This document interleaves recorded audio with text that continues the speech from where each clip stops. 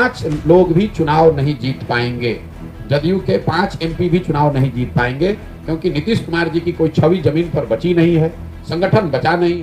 कुछ भी हो सकता है और ये तो कोई ताज्जुब की बात भी नहीं है। जिस ज़माने में वो कसम खाए थे कि मिट जाएंगे फिर भी लौट कर बीजेपी में नहीं जाएंगे, वो कसम तो उसने तोड़ दी है। तो मिट्टी में मिल जाने वाली कसम जिसने तोड़ दी है, तो अब उस पर क्या भरोसा किया जा सकता है। बिहार के मुख्यमंत्री नीतीश कुमार जब से G20 के डिनर में शामिल हुए हैं, तब से एनडीए और इंडिया दोनों दलों के बीच सियासत शुरू हो गई है। पीएम मोदी के साथ नीतीश कुमार की वो मुस्कुराती हुई तस्वीर, जिसमें पीएम मोदी जो बाइडेन से नीतीश कुमार को परिचय करवा रहे हैं, वो तस्वीर काफी ज्यादा वायरल हुई थी, जिसके बाद से ही एनडीए और इंडिया दोनों दलों के नेताओं के बीच सियासत शुरू हो गई। एनडीए की तरफ से चिराग पासवान, उपेंद्र कुशवाहा और जीतन राम मांझी लगातार नीतीश पे तंज कस रहे हैं, तो वहीं दूसरी तरफ इंडिया गठबंधन दल के नेता G20 पे ही अपनी खींच निकाल रहे हैं। राजद सुप्रीमो लालू प्रसाद यादव ने कहा कि G20 पैसे की बर्बादी है, उससे जनता को क्या मिला, देश को क्या हासिल हुआ है। तो वहीं दूसरी तरफ राजनीतिक सलाहकार प्रशांत किशोर ने यहां तक कह दिया कि नीतीश कुमार के लिए इंडिया गठबंधन दरवाजा है, तो वहीं भाजपा खिड़की है। नीतीश कुमार जब चाहे दरवाजा से इंडिया में आ सकते हैं और जब चाहे वो खिड़की से भाजपा गठबंधन में जा सकते हैं। उसके बाद जीतन राम मांझी का भी एक बयान काफी सुर्खियों में रहा। जीतन राम मांझी ने कहा कि नीतीश कुमार के पास कोई विकल्प नहीं है, उन्हें मोदी के शरण में आना ही होगा। इसके साथ ही जीतन राम मांझी ने कहा कि आने वाले समय में देखिए कि क्या सियासी भूचाल आने वाला है।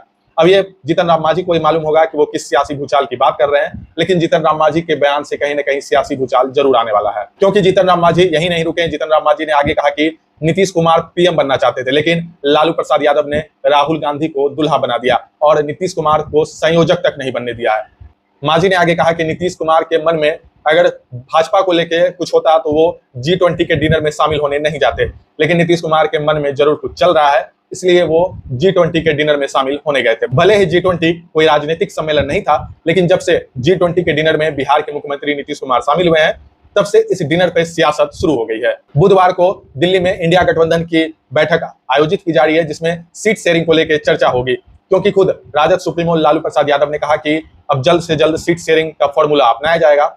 आगामी बैठक जो दिल्ली में आयोजित हो रही है, उसमें सीट शेयरिंग के ही को लेकर ही चर्चा शुरू होगी, लेकिन जो कोऑर्डिनेशन कमेटी बनी है उसमें बिहार के 2 नेताओं का नाम शामिल है, जिसमें बिहार के डिप्टी सीएम तेजस्वी यादव और जदयू की तरफ से जदयू के राष्ट्रीय अध्यक्ष ललन सिंह शामिल है। लेकिन ललन सिंह इस मीटिंग में शामिल नहीं हो रहे हैं। कारण बताया जा रहा है कि जदयू के राष्ट्रीय अध्यक्ष ललन सिंह की तबीयत ठीक नहीं है। अब जब जदयू के नेता उस मीटिंग में शामिल ही नहीं होंगे, तो भले बिहार में सीट शेयरिंग का फॉर्मूला कैसे तय हो सकता है। सिर्फ राजद की तरफ से तेजस्वी यादव वहां मौजूद होंगे। बीते दिनों सीपीआई माले महासचिव दीपांकर भट्टाचार्य ने एक बयान दिया था। दीपांकर भट्टाचार्य ने कहा था कि हमने आरजेडी को जो है अपनी मांग सौंप दी है, यानी सीट बंटवारे को लेकर के सीपीआई माले ने उनका जो प्रस्ताव है उसे आरजेडी को सौंप दिया गया है। इसके साथ ही दीपांकर भट्टाचार्य ने कहा कि मुंबई की बैठक में यह तय हुआ कि जिस राज्य में जो सबसे बड़ी पार्टी होगी, उसे ही अन्य पार्टी के लोग जो है सीट बंटवारे को लेकर के अपनी जो भी मांग है उस पार्टी को सौंपेंगे।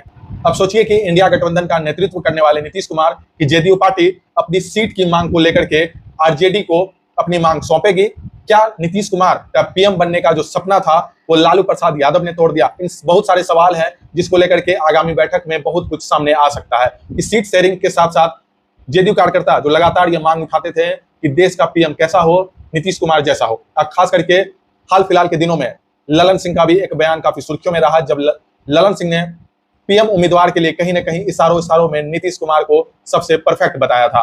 भले ही ललन सिंह खुल के नहीं बोल रहे हो, लेकिन कहीं ना कहीं उनका इशारा पूरे देश के लोगों ने समझा था।